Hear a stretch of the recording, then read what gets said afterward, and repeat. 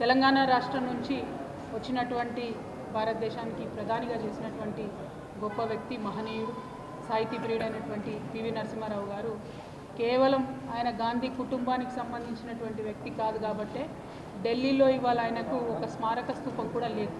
అందరు మాజీ ప్రధానులకు స్మారక స్తూపం ఢిల్లీలో ఉంటుంది, కానీ పివి నరసింహారావు గారికి మాత్రం స్మారక స్తూపం కూడా నిర్మించకుండా అదే ఆయన డెవలప్ చేసి ఆయన పెంచి పోషించి 5 ఏళ్ళు సమర్థవంతంగా కాంగ్రెస్ పార్టీ లార్జెస్ట్ పార్టీగా ఉన్న సంకీర్ణ ప్రభుత్వాన్ని నడిపినటువంటి గొప్ప మహనీయుడు పివి నరసింహారావు గారు.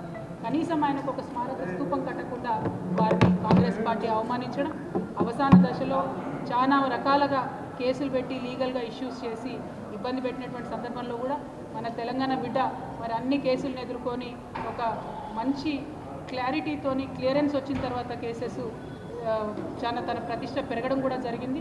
సో కాంగ్రెస్ పార్టీ యొక్క వ్యక్తిత్వం, నేచర్ ఎట్లాంటిది అన్నది ఒక్క పివి నరసింహారావు గారి ఎపిసోడ్ చూస్తేనే మనకు తెలిసిపోతుంది.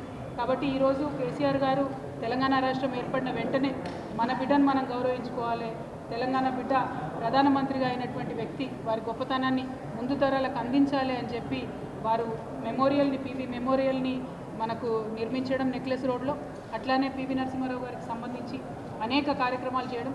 శత జయంతి సంవత్సరం చేసినప్పుడైతే చాలా గర్వంగా అనిపించింది. ప్రపంచవ్యాప్తంగా మన వాళ్ళందరం కూడా మనం ఉత్సవాలు చేసుకోవడం జరిగింది.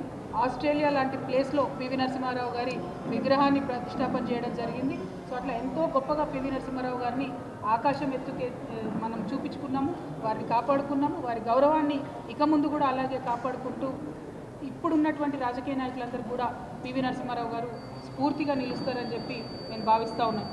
ఎందుకంటే వారు ఎప్పుడో ఒక మాట చెప్పేవారు, ఎంత డిప్లొమాటిక్ ఉంటే అంత బాగుంటుంది పాలిటిక్స్లో అని. కానీ ఇవాళ ఉన్నటువంటి సందర్భంలో పాలిటిక్స్ ఇక్కడ ప్రత్యేకించి కాంగ్రెస్ పార్టీకి సంబంధించిన వారిని చూస్తూ ఉంటే మరి పివి నరసింహారావు గారి దగ్గర నుంచి ఏమి కూడా వారు నేర్చుకున్నట్టుగా బాధగా అనిపిస్తూ ఉన్నది. మరి మనం తెలంగాణ సమాజం అందరం కూడా ఒక సభ్యతతో కూడినటువంటి మంచి రాజకీయాలు ఎలా చేయాలనేటటువంటి అంశాన్ని పివి నరసింహారావు గారి దగ్గర తీసుకొని స్ఫూర్తి పొందాలని, వారు చక్కగా ఉండాలి, వారి ఆత్మకు శాంతి చేకూరాలని చెప్పి మనస్ఫూర్తి కోరుతాం. Thank you. జై